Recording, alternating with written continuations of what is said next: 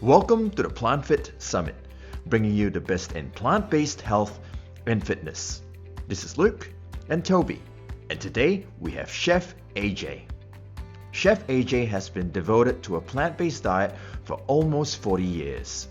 She's the host of the television series Healthy Living with Chef AJ, which airs on Foodie TV. A chef, culinary instructor, and professional speaker, she's author of the popular book Unprocessed: How to Achieve Vibrant Health and Your Ideal Weight. We start the conversation with Chef AJ sharing about what led her to becoming a weight loss expert and chef. Enjoy the presentation. Well, that's a great question because being a chef made it necessary for me to become a weight loss expert, at least on my own weight loss, because being a chef is one of the things that contributed to me being obese until I was almost 52 years old. And I started cooking when I was 7, believe it or not. So that easy bake oven really was the beginning of my food addiction. Wow. You speak of food addiction. Can you elaborate a little bit further on that topic? Because I think a lot of people, they don't go to that extent to call weight loss problems actually food addiction. So where is a problem of weight loss compared to when you get into an addictive state? Right. Well, I don't think everyone likes that term, which is why they don't use it very often. It's a terrible name for a disease, and I think they're working very hard to maybe rename it to something like a dopamine deficiency disorder. But food addiction, it doesn't mean you're addicted to food. You can't really be addicted to food and eating. You would have to eat to survive. It really is refined food addiction, things like sugar, flour, alcohol, things that are not found in nature in a whole food form. And many people can eat these or drink these things. Some people can drink alcohol without becoming an alcoholic, and people can eat things with sugar and flour often without getting a lifestyle disease or becoming overweight or obese, but many people can't. And a lot of people with sugar and flour, they light up the brain the way that drugs and alcohol do, because sugar and flour goes through the same refining process as drugs and alcohol. And of course, this does exist on a continuum with some people being more or less vulnerable, but there are some of us who any amount of sugar or flour in a recipe, we can't stop eating it, just the way somebody that's an alcoholic can't have a little bit of alcohol. And because these foods are so popular, they're cheap, they're pretty much in everything. I mean, processed food is something like 70% of the calories for most people in the United States. We've eaten them for a long time, and many people develop an addictive like process to them. And again, you don't get addicted to carrots, but you can get addicted to carrot cake. You don't get addicted to apples, but apple pie. So it's the hyper concentration of the sugar, fat, and salt in these foods that didn't exist in nature that cause us the problems of the addiction and the weight gain. So not everybody that's overweight has an addiction, but I would venture that if they were really honest and took one of those quizzes, they would suffer with it to some degree. That's fascinating. You mentioned one of those quizzes. So what are some of the questions someone might ask themselves to find out? Do you absolutely have to have this every day? And does the withdrawal of this food or beverage cause you any discomfort, either mentally, emotionally, or physically? Do you think about it all the time and can't wait to have it again? What happens when you abstain from it? So these are kind of the similar questions that people, when they're taking a quiz to see if they're an alcoholic, would take, but just substitute whatever their drug of choice is, whether it's candies, cakes, cookies, pies, ice cream, potato chips, French fries, things like that. What was the aha moment for you when you maybe made this switch from, okay, I'm just struggling to weight, to maybe this is... Well, interesting. I write about this in my book. I'm going to thank Denzel Washington. I don't know if he'll ever see this, but it was his performance in a movie called Flight, which was not about food addiction. It was about an airplane pilot where a plane crashed, and it wasn't his fault. It turns out there was something mechanically wrong with the plane, but he also happened to be under the influence of drugs and alcohol at the time. And so he had to give this very important testimony. His career, his life hinged on this very important testimony. And so they knew he was an alcoholic, so they guarded his room so that he couldn't leave. He needed to be sober for this testimony. They cleaned out the bar in his hotel room. And so then you're watching this very chilling movie, and a lot of hotels have doors that adjoin, like if families want to be next to each other. And the room next door, it was open. So he goes in and he sees the mini bar there, and he goes for the little bottle of alcohol, and you're like, oh, please don't drink it. And so you see a close-up of his hand, and he unscrews the top, and you're like, don't drink it. And then he puts the top down, he puts his hand down, you're like, whew. And then you see a close-up of his hand going like this. And I don't know what it was about that scene, but it reminded me of all the years of my life, not with alcohol, but with food, opening and closing the freezer door, because the freezer is where I would keep all my treats. I was a pastry chef at a restaurant, vegan pastry chef, but I'd always take home cookies and cakes, and I'd always keep them in the freezer, not just because it would last longer, but I actually loved the taste of everything cold. Like, when we were little, we would freeze candy bars and cookies, and I loved just, I don't know, everything cold. And that would be me, opening, closing, like him, and then eventually like that. And I just realized, I really do have a problem with these foods. And I remember in my 20s, believing I had a problem with sugar and flour because I couldn't stop eating dessert, cakes, cupcakes, things like that. And I remember asking my doctor at the time, he goes, "Oh no, that's ridiculous." But now we know it's not ridiculous. And I thoroughly researched this, and there was no one in the plant-based space even acknowledging it, that it was real. So I had to get help outside the plant-based world to figure out that this really was a disease and a disorder. And unfortunately, what I learned is the people that aren't plant-based don't treat it with a plant-based diet. As a matter of fact, they do the opposite. They tell you you must have animal protein in order to recover, which is just ridiculous and not true. And they also treat it with a strict weighing and measuring program, which does work in terms of weight loss, but I don't know very many people that can sustain it the rest of their life. And that's why and how I created the Ultimate Weight Loss Program, to bridge the gap between what we know about the healthiest diet on the planet, a whole food plant-based diet, but remove the addictive substances that people struggle with: sugar, oil, flour, alcohol, salt. And instead of using a strict weighing and measuring approach, using the calorie density approach, which all the wonderful plant-based doctors pretty much base their programs on. Dr. Dean Ornish, Eat More, Weigh Less, Dr. McDougall, the McDougall Program for Maximum Weight Loss, where you can actually lose weight with a full plate. And so that's kind of what I've been trying to do with my work, is to acknowledge that food addiction is real, and that you can eat the healthiest diet of the planet and not have to weigh and measure your food to not only be healthy, but lose weight, maintain that weight loss, and manage any food addictions you have. So that's kind of my niche, I guess. Yeah, and it's helping thousands of people, which is amazing. I have one question, because for a lot of people, it might be shameful to admit there's some addiction in their life. So what was the experience for you? Was it a shameful experience, or how did you feel? Yeah, so I was empowered, and I understand nobody likes the word addict. It conjures some guy in a trench coat in the alley shooting up heroin or something like that. I like the word because, I don't care about the word, because call it puppy. Puppy's a nice word. Just say, I have puppy. I have dopamine deficiency disorder. People get attached to the word. They don't beat themselves up if they have diabetes or asthma. It's the same thing. It's a biogenetic disease. It's not your fault. Your brain just is more vulnerable to the effects of the drug-like effects of these processed foods. So I was really happy to find out it was a thing, and that there was really nothing wrong with me. The problem was the food and the environment. And when I changed that, guess what? I recovered. I had no more cravings.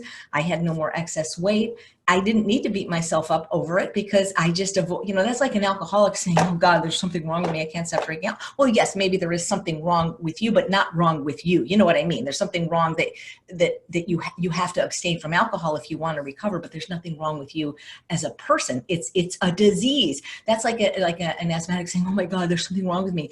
I can't breathe." Well, there is something wrong with you. It's physiologically something wrong with you, but there's nothing wrong with you. And that's what I thought, that now that this is a thing, God, this is so empowering, because if it's an addiction, all you have to do to beat an addiction is to abstain from the addictive substance. Now that sounds easy. It sounds simple, but it's not easy, as we know, because most people have a really hard time giving up sugar and flour and alcohol and oil and salt and even animal products. But at least when you know what it is, you can do something about it. So there's no reason to beat yourself up, because that's like beating yourself up because you have blue eyes. There's nothing you can do about it. So accept that you have this, and then find ways to manage it. That's a very hopeful message. I love that. So there's obviously no shortage of weight loss programs, diets. You see it everywhere. So at the same time, we have a rise in obesity and health-related issues. So how is it that all these programs get it wrong, or what's missing in their approach? I don't think there's anything wrong with any program. I think the problem, and I was going to actually mention this to you, because as you know, we co-produce a wonderful annual summit called The Truth About Weight Loss. And I was thinking today that we need another summit called The Truth About Weight Maintenance. Every diet program works. It does, because anytime you consume less calories than you burn, you create a deficit, you will lose weight. The problem is the program is not always suited to the individual and their lifestyle. And what people don't understand is that if you do not lose weight in a way that is sustainable, you won't maintain your weight. So in other words, people do extraordinary things, from eating no food to eating only certain foods to facilitate weight loss, usually fairly quickly, because that's what they're looking for, rather than thinking about a lifestyle change. And then they're surprised when they gain the weight back, going back to whatever it is what they were eating before. So I think one of the biggest things I've learned from hosting this summit and my own journey of being obese to 52 and then being slender for 8 years is that you have to like what you're eating. You have to like the program. It has to suit your lifestyle, your tastes, your personality, because otherwise you will not be successful long-term. So every program works. I don't think there's any program that doesn't work if you're creating a calorie deficit, but you have to like what you're doing. So for example, okay, we all know that keto is very, very unhealthy, but it also facilitates weight loss. Now, and even people are doing vegan keto now. Now, to me, that sounds disgusting, just eating a bunch of fat and no carbs. I get to eat all the carbs I want, pounds and pounds of potatoes and rice, and lose weight and be lean. But let's say somebody really likes eating a bunch of avocado and nuts and no potatoes, rice, and beans. Maybe that is the program for them. But you can't choose a program to lose weight and then choose a different one to maintain your weight. So you have to lose weight the way you plan on living your life. And that's where people are not very realistic. They'll take things out of their diet in the short term, like alcohol, for example, because alcohol is very calorically dense. It's a liquid calorie. It doesn't cause weight loss at all. If anything, it causes you to gain weight, but they take it out, they lose weight, they take oil out or whatever, and then they put it back in. It doesn't work that way. So if you're somebody that wants to drink alcohol, which I don't recommend, mainly for for health reasons, it's a class 1 carcinogen, you better find a way to lose weight while including that in your plan. And it's the same thing even with some of the caloric plant foods like nuts, seeds, and avocados. I chose to eliminate those, and I've never added them back in. So I see people that eliminate things to lose weight, but then they put them back in and then they gain the weight back. So find a way to lose weight with the way you want to eat when the weight loss is done. And that is the biggest problem, is people don't want to make a lifestyle change. People want to lose weight. They want to lose weight quickly, but they really don't want to change their diet or lifestyle. And that's where I think the biggest problem is, and the disconnect. Yeah, that makes total sense. So let's jump into your secrets. What are the habits or the factors that you have found leads to this lifestyle that can not only where you lose weight, but you can maintain it for the rest of your life? Yeah, thank you. You know, if we had our conference that we were going to co-produce this year, I was going to do this as a PowerPoint. I go to Costco quite frequently, and they always have the books out. One of the books they always have is a book by Stephen Covey, The 7 Habits of Highly Successful People. And when I was at Rancho La Puerta the last time, I always have a lot of time to think there, because it's, you really can be reflective and dial down and take some time. And I started thinking about the people that I always feel bad about, the people that aren't yet successful losing weight and managing food addictions. And we have so many people now, because we would interview them every week, and not every week, but very often, the Feel Fabulous membership group, we interview these success stories of every age from 20s to 80s. And we asked them how they were successful. And I started thinking in my head, what do these people have in common? Why are they successful and so successful? And it's easy too. It's not like they're struggling or white knuckling it, and other people not successful yet or less successful. And I noticed that there was about 7 characteristics they had in common. And again, none of these in and of themselves are deal breakers, but if none of these are in place, you might want to re-examine your program. And so one of the things I noticed, and it's funny because I was talking to my friend Shada, who lost 120 pounds working with me in the Ultimate Weight Loss Program 8 years ago. That's more than I weigh. She's kept it off. And we always talk about why it's so easy for us and not for other people. And one of the things I notice is that the successful losers, and by losers, that means winners really, but losers, people that have lost weight and kept it off, they eat rather simply. And it's not just people that have struggled with weight or food addiction. I interview people like Dr. John and Mary McDougall. They eat simply too. And by simply, it doesn't necessarily mean boring and repetitive broccoli and brown rice every single meal, but it means less variety overall, because variety, as we know from Dr. Barbara Rolls, encourages overeating. People are chasing recipes. They want more. There are if there was never another vegan cookbook written or another blog, I promise you there are enough recipes for you to live the rest of your life happily. So instead of chasing recipes, which actually take more time to make, learn to love the kind of food that's going to love you back. The whole foods, fruits, vegetables, whole grains, and legumes. And preferably without the sugar, oil, flour, alcohol, and salt. And so instead of having a smorgasbord at every meal or many, many choices, we tend to limit ourselves to kind of a repetitive rotation. And it doesn't mean it's like the same thing every day, but if people are really honest with themselves, even before coming to a plant-based diet or a weight loss diet, they're probably not eating 30 breakfasts a month, 30 lunches, 30 dinners. They really aren't. I would venture to say there's nobody like that, unless maybe they work at a restaurant and have access to that much variety. Most people, most families have a few favorites, 5 to 10 recipes that they're going to repeat over and over. And the idea is you find that same thing within these dietary guidelines. And it's also it's much easier to do that, by the way, and it's much less expensive when you have less variety. But variety really does encourage overeating. You know that because when you go to the midnight buffet on the cruise ship, or you go to a smorgasbord type restaurant versus an a la carte restaurant, you just do. And there's a biological reason for that, because our ancestors needed to eat a variety of foods for a variety of nutrients. But today the food isn't that kind of healthy food.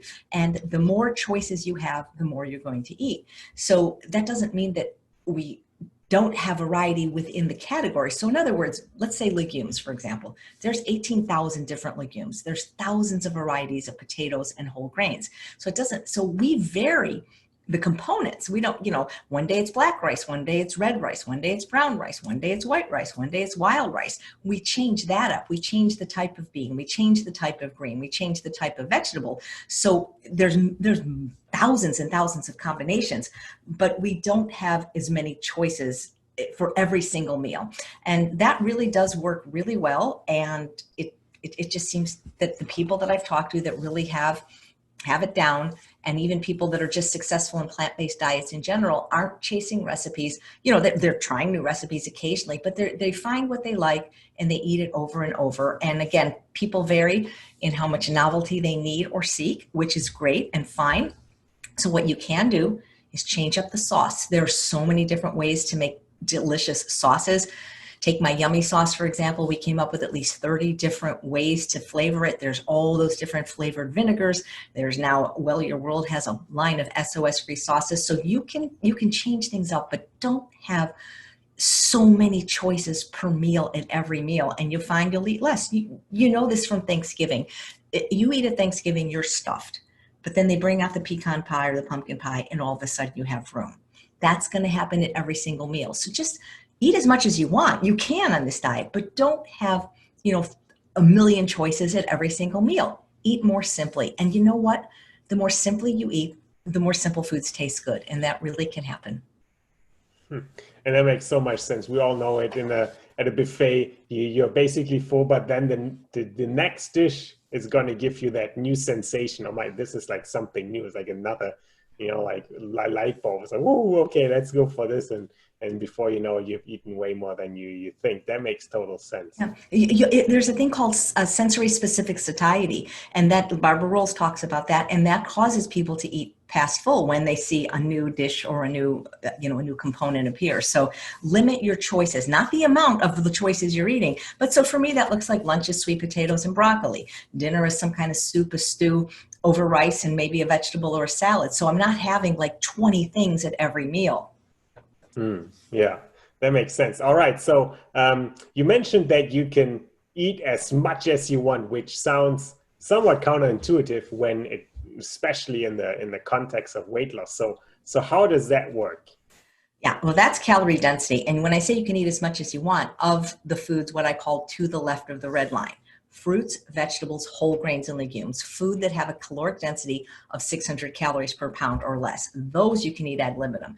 The foods to the right of the red line, which are all the animal products, all the processed food, and all the high-fat plant foods, those you cannot eat ad libitum if you're trying to lose weight and maintain that weight loss, because research shows if you keep your average calorie density to about 567 calories per pound a day, you can do that. The thing is people want want the best of both worlds. They want to be able to eat ad libitum to the left of the red line, but yet include also the things to the right of the red line. Again, you can't really cherry pick. That's the other thing about the programs is that I see this with all the programs. If you're going to do a program, do one that you can do. Don't cherry pick it and do the parts that you can do and then blame the program that it didn't work. And it doesn't matter what program you're on. Do it 100% all in, and then I'm pretty sure it will work for you. Mm-hmm. All right, so we have an idea of what the first habit looks like, which is eating simply. So what's habit number 2? Well, nobody's going to like this, especially, well, actually during the pandemic, it was absolutely possible. And people that are very social aren't going to like this, but I noticed that the people that successfully have lost and maintained their weight loss, they pretty much avoid restaurants. Now, I avoid them like the plague. I'm very extreme.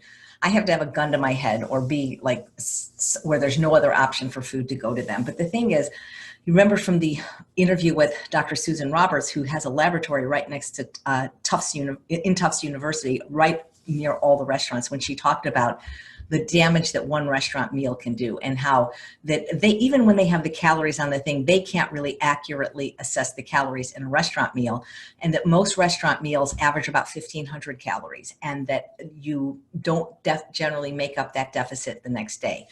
Restaurants use more sugar, fat, and salt than you ever would at home. And people say, well, I asked for it oil-free. It's not. I mean, listen, I'm hoping to get a CEO on my daily show who's going to tell the truth about this. He's a friend, and he's told me the truth, but he doesn't really want it out there. That, everything in a restaurant is prepped in advance. It's maybe not completely cooked in advance, but when you go in there and say, I want steamed broccoli and rice, they don't cook up your portion. So for example, let's take Chipotle, for example. A lot of people think, oh, that's healthy. It's rice and beans. But unless you go on the website and look at the nutritionals, you're not going to know that there's a lot of fat in that. Now, there's really no fat in rice and beans. So why on their menu is it like 10 grams of fat per serving? Why? Because they cook it with oil. They cook it with soy oil, as a matter of fact. And so unless you ask them, you don't know that there's not going to be all this oil in the food. Even when you have your vegetables, which may be blanched in boiling water, that's often how they do them, is they take vegetables quickly. There was already oil and salt in that water. When you ask for something on the grill, there were animal products on that grill. There was oil on that grill. So people don't realize that it's almost impossible to get a compliant meal at a restaurant.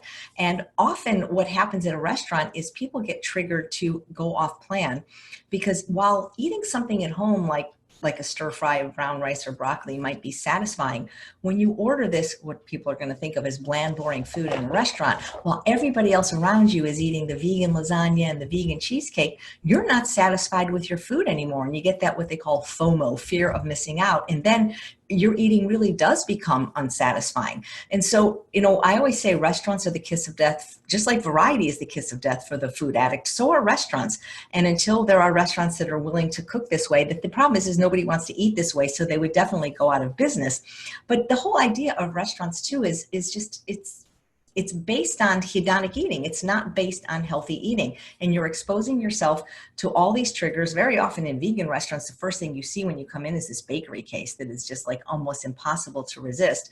So I noticed that people that struggle less, they don't eat at restaurants. It's interesting because in food addiction programs, and there really are no vegan ones that I know of except for maybe mine, and it's not a program in the sense that you're going to meetings every week. All my clients that came from them say, one of the first things they teach you is once you're in the program, 90 days, you can't eat out for 90 days. Whether it's at somebody's house or at restaurants. So somebody must know what's really going on at restaurants. And again, the restaurant industry probably is not happy with me for telling people to stay out of the restaurants. But here's the thing that we know. I have had clients for years, or people in my programs for years, that said, I do everything Chef AJ says and I can't lose weight. And the minute the pandemic hit, they all lost weight. Even though the gyms were closed and they couldn't exercise. What the biggest change was is they stopped eating at restaurants. So what can I tell you? If you want that, you can make up a fairy tale about dieting, but I like to tell people the truth about weight loss. And the truth is restaurant eating, if you struggle with food addiction or weight, is never your friend. Find ways to socialize with people and have meaningful interactions that don't involve food and alcohol if you want to be successful, in my opinion. Yeah, that makes a lot of sense, especially once you're out in the restaurant and you only order quote unquote steamed vegetables, maybe with rice, you feel like that wasn't worth like going through the whole process of going out, meeting friends, and you feel like maybe you're the bum in the group, who knows what, right? Also, if you really understand what we teach, which is eating in accordance with calorie density, where you're going to need more food than somebody that's eating oils and animal products and sugar and flour, you never get enough food at a restaurant. Maybe at a buffet restaurant like Sioux Plantation, which unfortunately they all closed. They're never reopening since the pandemic.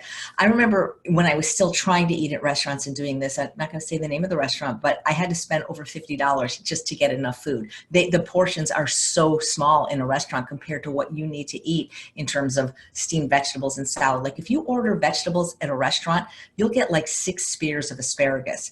Well, that's like what, 4 ounces? I mean, a serving in my world is a pound, and you're always going to be hungry and unsatisfied at a restaurant, in my opinion.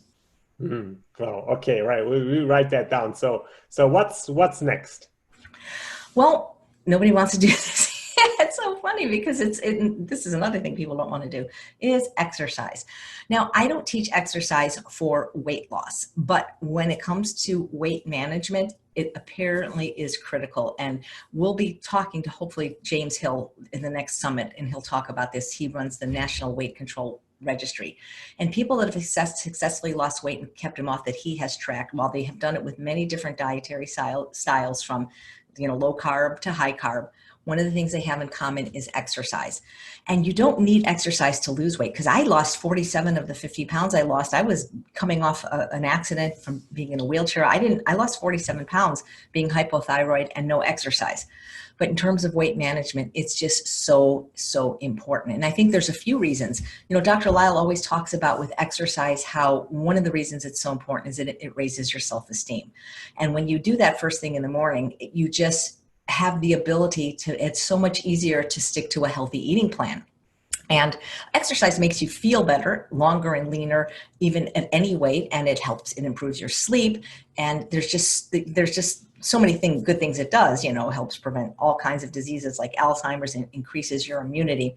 But I noticed that many people don't want to do it. Like, we can often get them to eat healthy, but it's just at the beginning, sometimes they may have certain physical limitations, or the excess weight prevents them from exercising or doing much at the beginning, and that's absolutely fine. Usually you can do something in a pool, whether it's walking, but you have to have that as a habit for weight maintenance. And I think part of the reason is, while exercise contributes negligibly to weight loss in terms of calorie burn, and there's this whole proof in the Scientific American Journal about that, once you have lost weight, you require far fewer calories than somebody that has never been overweight. And we learned this from so many of the wonderful speakers in the summit, from Dr. Michelle McMacken to Dr. Sylvia Tara to Dr. Rosanna Vieira, where they talked about something called metabolic disadvantage or calorie penalty.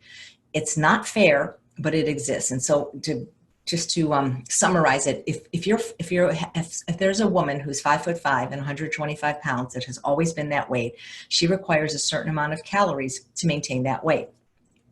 If you are a woman who became 5'5", well, you already were 5'5", but you became 125 pounds, because let's say you lost 50 pounds, you were 175, you need something like 20% fewer calories than your counterpart that was never overweight. So that's like something like 300 calories less a day. And realize you already need fewer calories just from having that weight loss, right? And so I don't exercise, you do burn calories, but I don't know what the mechanism is, but it's really important to do for weight management. I mean, once you lose weight, again, I don't think it's critical at the beginning if you can't or won't, but you have to be willing to do it. And I think it's really because I think, like Dr. Lisle says, it's that self-esteem piece. Especially, I really encourage people that exercise to do it in the morning, because by the end of the day, first of all, you may be too tired, but something happens when you do it. You can't take back its effects, Dr. Lisle says. Like, you can eat very good all day, and then something can happen and you have this binge after dinner and eat an extra 2,000 calories. So you can undo the effect of dieting or eating well. You can't undo exercise. Once you did it, it's like, check off the box, you did it. You feel proud, and you don't want to get off, a spin bike for an hour and then go eat a hot fudge sundae. It just does something to build your willpower. It increases your willpower. So it's really, really important. And I noticed the people that have kept their weight off, it's a non-negotiable. They do not exercise. And I'm that way too. It's like, once in a while something happens, but for the most part, it's a non-negotiable. So when you speak of exercise, does that mean hitting the spin bike, hitting the gym? Like what kind of exercises are quote unquote sufficient if you're looking for this? I think for people with food addiction, it has to be vigorous. I'm a big fan of walking, and to me, walking is more meditative and mindfulness, and so is yoga. I do those things too, and they're wonderful. But I do think it has to be something where you really break a sweat, and you can't, have difficulty talking while you're doing it. And, the Sherzais talk about for Alzheimer prevention, it's got to really be, pretty much every day. You got to break a sweat. It's got to be vigorous. It can't be just take a walk with a friend and your dog. It's great, but it's got to be something that really is vigorous, where you're really sweating and detoxing. It's got to be something meaningful. And in that, lifting weights is great too, but it's got to be something where you're really sweating and doing something. And I think at least 30 minutes is recommended. I do an hour every day. The more you can do, work up to it, but it has to be something where you really do break a sweat. It doesn't have to be spinning. It can be walking on a treadmill, or you doing elliptical, or all kinds of, dance. It can be dancing. It can be whatever you like, riding a bike outside, but it has to be more than just a stroll. Okay, that's good to know. Cool. So on to the next. What's next? Well, the people that I've seen have been successful are not afraid to eat starch, but they're eating the starch with lots of vegetables. A lot of people just want to eat potatoes, and they go on these cleanses. And again, we come back to the first point that whatever diet, I hate that word because the first three letters are diet, whatever program you do to lose weight needs to be the one that you're going to continue. So people will go on these all potato diets and they'll lose weight, and then they reintroduce whatever and they gain the weight back. So eat the way you plan on eating forever, but realize that unless for some reason you're this person that just loves to eat fat and can do keto, and of course it would be vegan keto, we are starchivores. And Dr. McDougall has talked about this in multiple books. We're meant to get up to 80% of our calories from these complex carbohydrates. And by starches, I mean the whole starches: potatoes, rice, beans, things like that, winter squashes, sweet potatoes, those kind of things. And not from the simple carbohydrates or the refined carbohydrates. I mean like the flour and the sugar and the alcohol. And so I see and again, lots of vegetables. So I see too many people think that they're being good if all they eat is fruits and vegetables. Now, there are some raw foodists out there that for some reason can do this. I don't know very many people that can just eat fruits and vegetables and be satisfied, because you need a certain amount of pounds of food a day just to feel full. Barbara Roll says most people eat 3 to 5. I eat probably 6 to 8. And when I was losing weight, I was eating 8 to 10 pounds of food. If you're only going to eat fruits and vegetables, the caloric density is so low, 1 to 300 calories a pound, you are going to have to probably eat a lot more food. But it's the starch that is what is going to satisfy you. Whenever I get somebody that has binge eating disorder or bulimia, it always comes from a history of restriction in general and restricting starch in particular. Starch, as Dr. McDougall says, is to the hunger drive, is what oxygen is to the breathing drive. Starch makes you feel full. I have been chasing down to find this doctor for years to interview her, and I can't find her. Her name is Dr. Susanna Holt, but she created what's known as the SI, the satiety index. It's different than the glycemic index, and she rated foods on how filling they were. And a lot of people think, oh, but if I don't eat fat or a lot of fat or animal products are really more fat than protein, I won't feel full. But what they don't understand, and we learned this from Dr. Terry Shintani at the first Truth About Weight Loss Summit, is that reason people feel fuller on fat is because it has more than double the caloric density of protein and carbohydrates. They have carbohydrate and protein has 4 calories a gram, fat has 9. That's more than double. So they're feeling full because of the calories. And the mistake that people make is when they go on this type of eating, using the principles of calorie density, they don't eat enough food, so they're going to be hungry.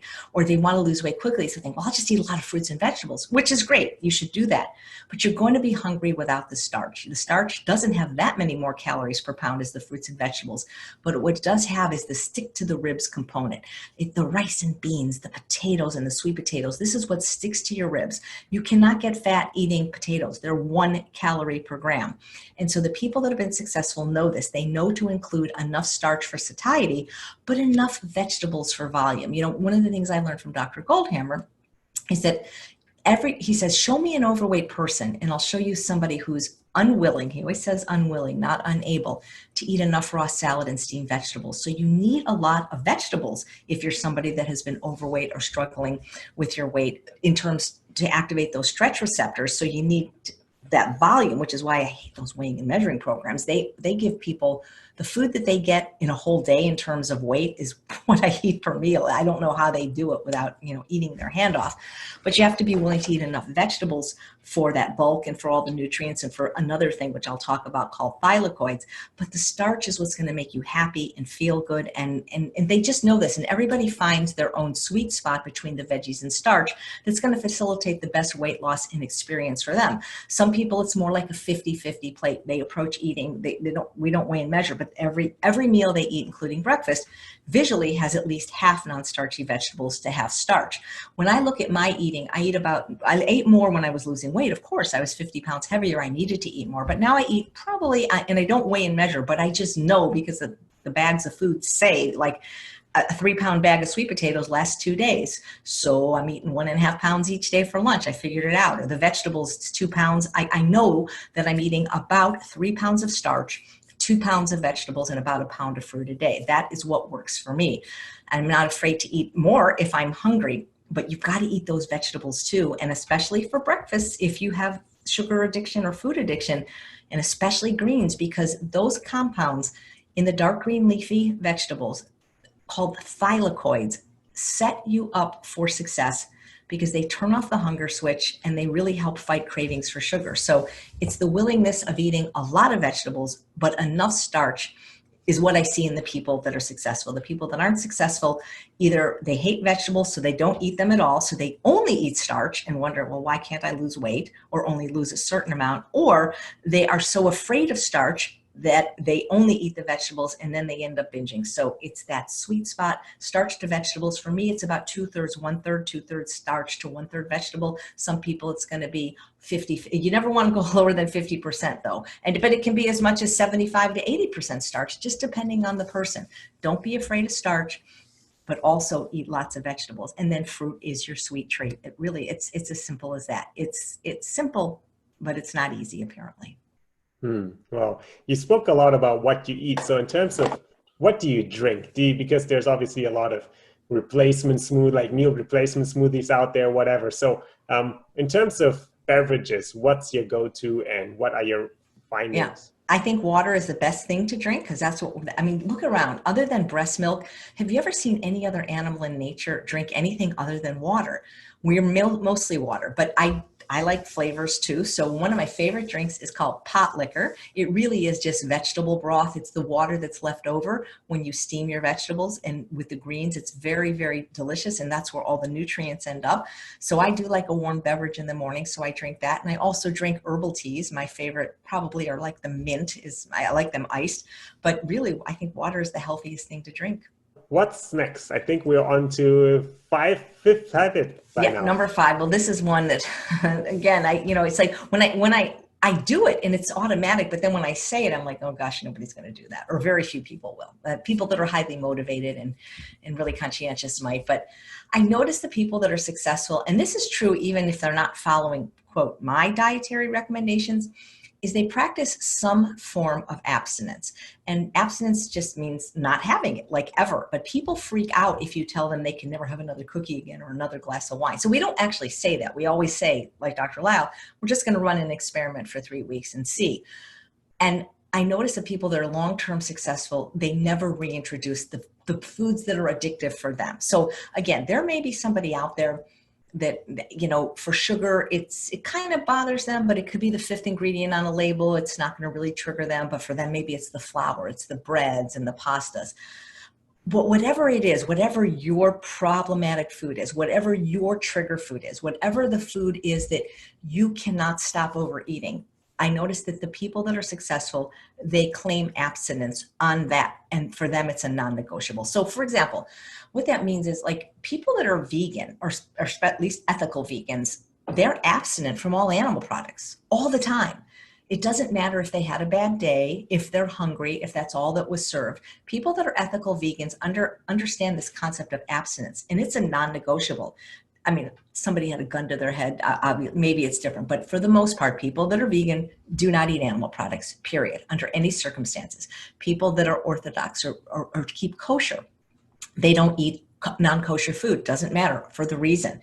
This is abstinence. So people claim their abstinence for the things that are meaningful to them, for, in the case of the ethical vegan, ethical reasons, in case of the Orthodox Jew, for religious reasons. So this is a concept that a lot of people understand. It's a non-negotiable. They're abstinent from it.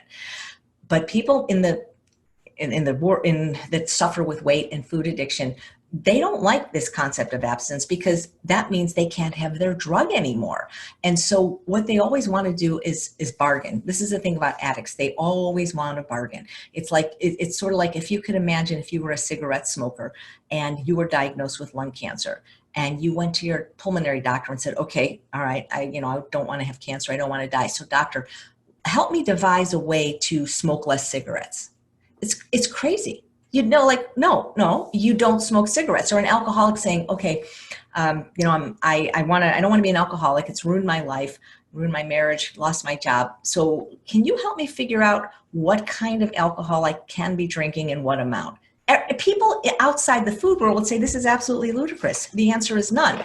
People don't like abstinence because they feel it's going to cause them deprivation. But the truth is, it only does that if you're an addict. How do I know this? Because I work with people for other things other than food addiction.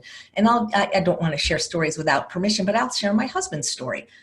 Those of you that know him, he's 6 feet tall. He's always been lean. He doesn't suffer with any kind of addiction or weight problems. But he does have an irregular heartbeat that apparently was genetic, but it wasn't diagnosed until he was an adult. So when he got to the cardiologist writes on a piece of prescription pad, you must avoid all caffeine and all alcohol. Now, my husband really wasn't a drinker, but he would have a glass of wine at a wedding or a bar mitzvah, or a glass of champagne. We didn't have alcohol in the house, but he did like chocolate, and chocolate has high, he ate a lot of chocolate. I was a pastry chef and he loved it. And so he got the piece of paper from the doctor and he looked at it and he went, oh well, boom, never had it again. He's not an addict, right? So, but he understood the concept of abstinence. If he didn't want to have this irregular heartbeat, he couldn't have those two drugs, those two chemicals, or he'd go into what's called either atrial fibrillation or atrial flutter, and maybe have to have medicine or go in the hospital again or be converted. It's this thing that happens. But he's not an addict. But tell that to an addict. Tell a smoker, well, you can never have another cigarette, or an alcoholic, you never. Well, of course they're going to freak out, because that's what the addiction is. That's what we talked about the food addiction test. You know how bad the addiction is by how bad you freak out at the thought of you can never have that again. I have nothing against okra. It's a little slimy depending on how it's prepared. I can eat it, or I can take it or leave it. If it's well prepared, I enjoy it. But if somebody, if Dr. Greger came out with a video, said, all right, the secret to health and longevity is never eat okra again, I would not have a problem doing that. Not have a problem if right? But tell people their drug of choice, whether it's, chocolate or peanut butter or wine or bread or, anything with sugar, and how the degree to which they flip out is really kind of the degree they're addicted. And I think that pretty much everybody is addicted on some level, some very subtly, but the fact that you can't give it up, if I said to you, I'm going to kidnap your beloved dog or child if you don't stop this, they could for a while, but for the most part, most people cannot give up their addictions. And many people, unfortunately, not only suffer their entire lives from them, but eventually die from them, because this is what's creating we don't care about weight. This is the other thing. And people don't realize this. And what the pandemic has been showing a lot of us is that it's not about an aesthetic thing anymore. And this is why you and I have been so passionate about the summit, is yes, people care about how they look. We live in a world that judges us on how we look. And so it's not about shaming people or blaming people, but this idea of health at every size we're learning is maybe not true. We learned it from all the doctors in the summit, that fat is metabolically active, meaning fat, like body fat, so it's not that you're fat, but you have fat. And this is dangerous. And we're seeing with COVID that these are the people that are suffering and dying more, that there is something happening with this extra entity on our body that is known as body fat. And so that's one of the things that's so scary, I think. And so it's with the abstinence thing, it's a lifelong process. That's why people in 12-step programs, even when they've been sober of their drug, they still go back. They have sponsors. Well, with food, it's the same thing, and it's harder. That's the thing. Abstinence with food, especially if it's a food you love, that's readily available. This is why, again, I don't like restaurants, because you're exposed to these trigger foods. It's hard. It's doable, but it's very hard. And because nobody else is doing it, because people don't see how deleterious these foods are, because they may not be impacted the same way as you. Also, they may not even care. So I say abstinence is bliss. I will tell you that if you're able, I remember when Bill Clinton was interviewed by, I believe it was Sanjay Gupta, and he talked about what brought him to the vegan diet, that he wanted to go to his daughter's wedding, see his grandchildren. And he talked about the vegan diet. And he said that he did this research, and he said it turned out to be the best thing for his heart disease. And he said, if you can do it. Well, it's the same thing. Abstinence is the best thing for an addiction, if you can do it, because moderation has never worked for an addiction. I will say that the people that I've seen that have been really successful, like even people that aren't eating my diet, like Dr. Vera Tarman, who is not vegan and weighs and measure her food, but she is a brilliant leading expert in food addiction. She's abstinent. And there is so much freedom, in my opinion, in claiming abstinence, because it's non-negotiable. It's so easy because there's a clear line, black and white. You don't have to think, well, how many tablespoons of peanut butter can I have a day, and how much alcohol can I drink, in terms of weight loss, but also in terms of addiction, because you get triggered by these foods, and it is hard. There'll be relapse. Let me tell you, Dr. Jen Hawk says relapse is part of recovery. Just because you say you're going to be abstinent doesn't mean you're going to be perfect. You probably won't, and you probably will relapse. But the idea is just like with a 12-step program. Okay, so you relapse, you learn what caused it. Okay, you shouldn't have probably had that in your house, for example, and you get back on. But I find that just saying that for me helps. A lot of people say, well, I'm afraid if I say I can't have it, I won't want it more. That's because you're an addict. If you weren't an addict, saying you couldn't have it wouldn't have an effect on how much you wanted it. But that's why you don't say to yourself, well, I can never have this again. No, you just can't have it today. You can't have it at the next meal. It's really a day at a time, a meal at a time, a bite at a time. But those of us that practice abstinence, we love it, because to us, that is freedom. It seems like restriction, but it's not. There's a difference between eliminating a toxic drug and restricting it. So I do not restrict my food. I eat as much as I want, as often as I want, whenever I want, of the right foods. I eliminate things that are drugs: sugar, flour, alcohol, oil, salt. So I don't feel like I'm depriving myself, except for obesity and heart disease and diabetes, because I'm not restricting. There's a difference between eliminating something that is a drug and a toxin and restricting, and that's what abstinence is. And then when it becomes a non-negotiable, after time, it gets easier. Think about it. If anyone has ever quit smoking, I'm embarrassed to say I smoked in my teens. I smoked from the age of 19 to the age of 25. When it was time to quit, luckily I got a broken rib. I didn't have a choice. I didn't quit by cutting down the number of cigarettes. I stopped. And that's to me the easiest way, because you don't continue to tease yourself, and your brain circuits with light up when you have a little bit of a treat here and there. People have this concept of a treat, or a cheat day. Yeah, it's called a cheat day because you're really cheating yourself out of any progress that you could make or any recovery you could make. You have to change your concept of what a treat is. And a treat is not something that is from a restaurant. A treat is having a calm, stable brain from not ingesting addictive substances. A treat is getting to the desired body that you always wanted and be able to buy cute clothes right off the rack. Change about what you think a treat is. So again, abstinence is a tough sell. Nobody likes it. No smoker wants to quit smoking. No drinker wants to quit drinking. Nobody addicted to flour and sugar wants to give up that, or no cheese eater wants to stop that. But when you can embrace abstinence and claim it, I'm telling you, the freedom from addiction and excess weight feels so much better than any food you ever ate. I promise you. But until you're there, you're not going to believe me. Wow. So powerful. You mentioned that for many people, it's hard to abstain. So because I guess in terms of food, because it's very much ingrained in our culture, it's often for people, it's part of their identity. So what are other sources of joy or identity that you would then, recommend people to look out for, or maybe adopt? Yeah. Well, how about volunteer work? To me, see, that's what lights me up. When the pandemic hit, I couldn't go to I had 3 volunteer jobs in addition to working full time. I was volunteering at a school with my dog Bailey doing humane education, at a library doing a reading program where kids read to her, and at a hospital doing pet therapy. And from the actually 2 weeks before the sheltering start, they stopped all volunteer jobs. So that's when I started doing my daily show as a way to do that. Find something that lights you up.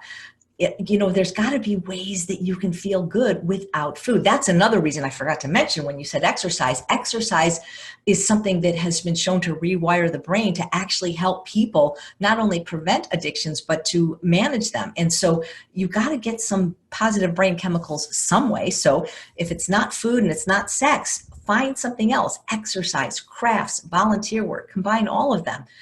I don't know what it is, but when you can find a way to be in the zone, like some people it's painting, some people it's sports, you're not thinking about food. So find whatever it is that lights you up. And if it does good in the world, even better.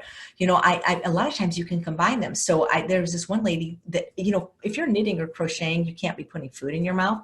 And so what she started doing is knitting crochets for premature babies. And like that. So now she's combining the feel good, whatever you get, neurotransmitters from doing volunteer work, and whatever happens in your brain when you're concentrating on a task. And that has worked beautifully for her food addiction. So find something else. Find, what Andrew Taylor says, make your food boring, make your life interesting. But there are ways to get pleasure in life out of food. And if you haven't found, other than food, if you haven't found those, you're always going to use the food as the default. Plus the fact that everybody else is anyway. So it's hard to be different than your friends and family because they're all addicts in denial. Wow. Well, I love that. Make your life interesting and your food boring. That's such a great analogy. Great. So what's next? So the people that I've seen being successful, whether it's weight loss or weight management, they are like a Boy Scout. They are always prepared. They don't leave anything to chance in terms of what they need for their food. I've used this example before. I had a friend who had a baby at a later age, and one day we finally got to do something together, go to a yoga class. And so her mom came over to babysit the kid while we went to yoga class. And she comes in, I swear it was like she was moving in for the week with this stroller and this bag, because I've never had a baby, but it was like, we were only going to be gone an hour, but she had anything that kid could ever need, from his blankie to his pacifier to his breast. To me, it looked like, oh my God, that's like overkill. But then I thought about it, that's what a good mother does. And you have to mother yourself. And so you have to be prepared with your food. You can't go outside your home and expect the world, whether it's restaurant or somebody's house or wherever you're visiting, to accommodate you. So the people that have been successful always have food with them. And even if they're going to a wedding, or they don't leave it to chance. They don't wait and hang around all day and then say, I relapsed because, there was nothing for me to eat. No, it's not the restaurant's responsibility, your friend's responsibility. You have to have the food that you need for your recovery. It's your medicine. The greens are your medicine. So it's not about being difficult. You have to have your food with you. And it's not just about having the food with you when you leave your house. I never leave without a cooler. And I tell the story, and this actually really happened, is I was literally going to the store 20 minutes away, and I was in a car accident, and I was home 20 hours later. Now, what would have happened if I didn't have my cooler? Well, I guess I could have not eaten. Hunger's not an emergency. But the point is I'm always prepared, whether it's travel or a short trip. Well, we're not really going anywhere now, but how about being prepared in your own home? The people that are successful always do some kind of batch cooking. How elaborate you want to be is up to you. You can follow Nutmeg Notebook's Tammy Kramer. She is the queen of batch cooking, has a wonderful system. Also, once you have learned to eat more simply, your preparation techniques are going to be easier, less expensive, and take less time. But you can never leave it to chance. There always has to be healthy food in your refrigerator, in your cupboards, because the truth is when all there is healthy food, and when it's the default, you will eat it. But it doesn't magically appear. If you're somebody that's just adverse to food preparation or cooking, you might have to use Mama Says. They have an SOS free bundle, and they have delicious food that they'll ship to you in ice, and that you can do that, but you can never let the cupboard be bare. So I don't work a 9-to-5 job, and I work for myself. So I don't have particular days. People that work Monday through Friday often use Sunday as their batch cooking day, where they do big instant pots full of a bean, of a grain. So for me, what batch cooking looks like, I do it really simple. I do like 6 pounds of potatoes at a time. because I eat 3 pounds of starch a day. That only lasts me a couple of days. Well, if I eat a different starch, maybe longer, but I don't wait until there's no potatoes to not cook more potatoes. When I, like for instance, today when I opened my refrigerator, there were only 2 potatoes left. So there's only enough for today. I'm not going to wait till I'm hungry tomorrow to cook them. I'm going to cook more today. And it's the same thing with rice. I'll cook up a big instant pot full of rice. I'll eat some with whatever meal there is. I will refrigerate some for future meals, and I'll also freeze some. I do that the same way with the soups, the stews, and chilies. There is always something healthy and delicious to eat in my house. And if you don't want to cook rice from scratch, Trader Joe's, Whole Foods, Sprouts, other stores as well, I'm sure, sell organic bags in 2-cup servings of organic white rice, brown rice, organic quinoa. All 3 are organic, actually. So you can get frozen vegetables. I mean, you can make this as simple or as elaborate as you want, but you have to be prepared with the healthy food, because if you're not, and you've had a bad day and you're tired, guess what? And you haven't eaten all day, you're going to make a less than stellar choice. So being prepared is really key. You know, there's an old saying, preparation trumps motivation. And if you're prepared, you don't have to feel like it. If that's all there is, you'll eat it. So I can't stress this enough, especially in the early stages. You've got to have the food always ready, as delicious as you want, as much as you want. It's got to be plentiful, or somebody's got to do it for you. It's not that expensive to get, somebody to do prep. It's not like having a personal chef, but I cannot stress that enough, because especially if you're working and a full-time parent, you can get tired. And when you're tired, your willpower is out the window, and you're already genetically hardwired to eat the most concentrated thing in your environment, calorically wise. So make that healthy food. It makes such a difference to have the food ready. I love when you mentioned that it's almost like your medication or your medicine, and you wouldn't leave the responsibility for you taking your medicine, whatever it might be, to someone else or not having it around. So that's such a powerful analogy. Great. So I think we've made it to the last header. What's number 7? Yeah, again, the one that people fight me on the most, but when they actually do it, they are successful. They live in a clean environment. The people I see, and again, there are some people that have been successful in an unclean environment, but it has not been easy, and they struggle on a day-to-day basis. I mentioned earlier, we're genetically hardwired to eat the most concentrated source of calories in the environment. It doesn't matter what that is. So for example, you could say, well, I only like chocolate ice cream, and so it's okay, my husband keeps vanilla.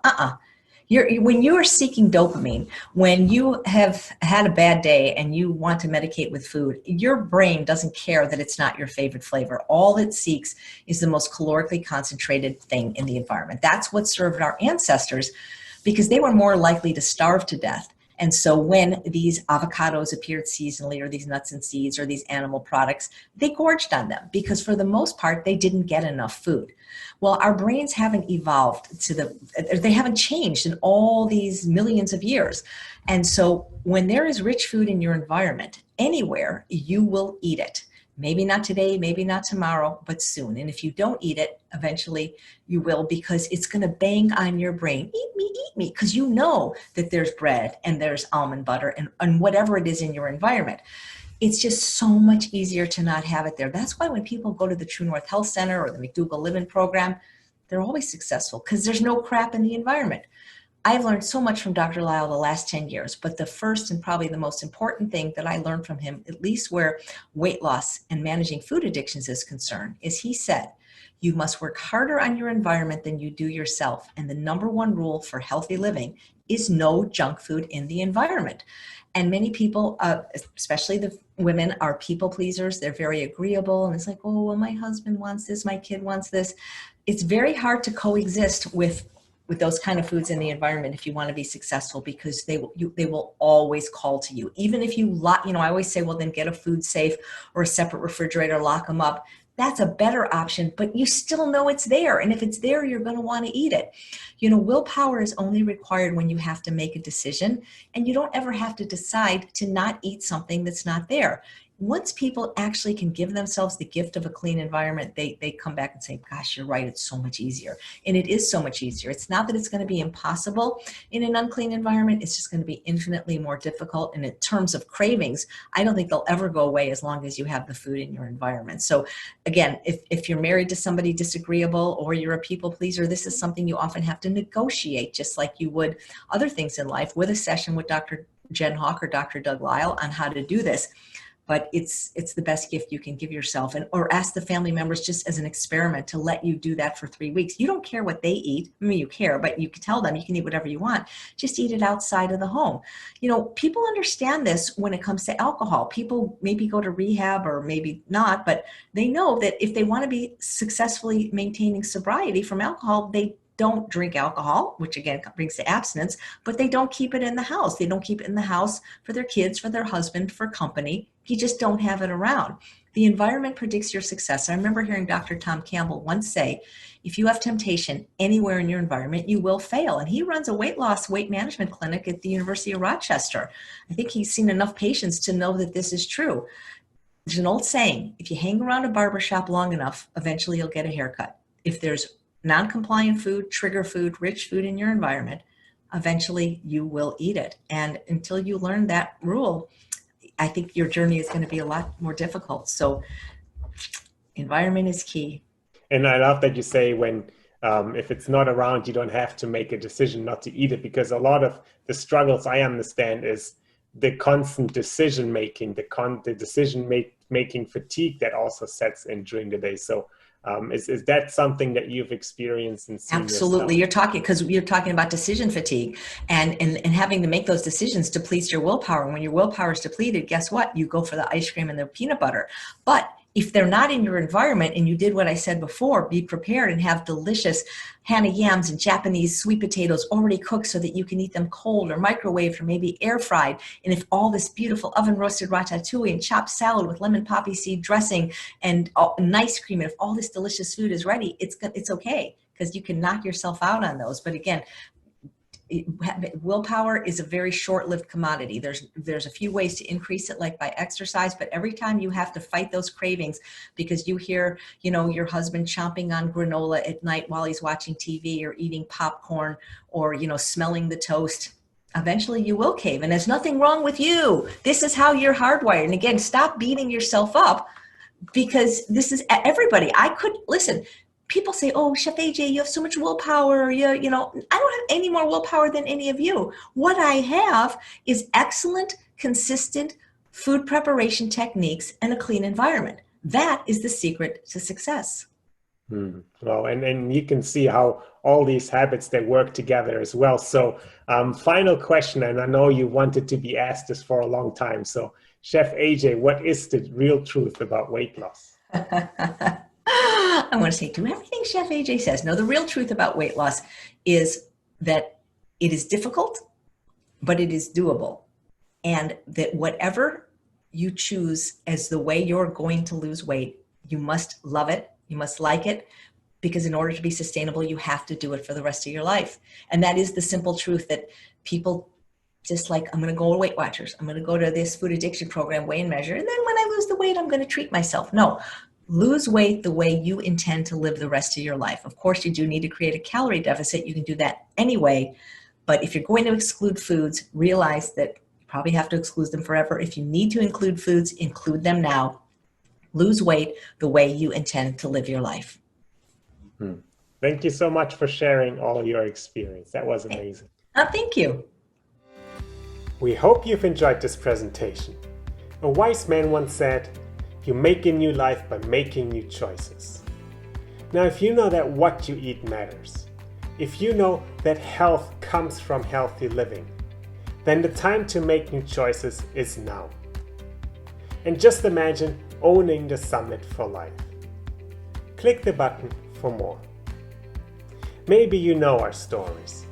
Luke and I lost family to cancer, and we wish we would have known sooner what you are learning here today. So please, share the summit, take action, and let's support each other. Thank you.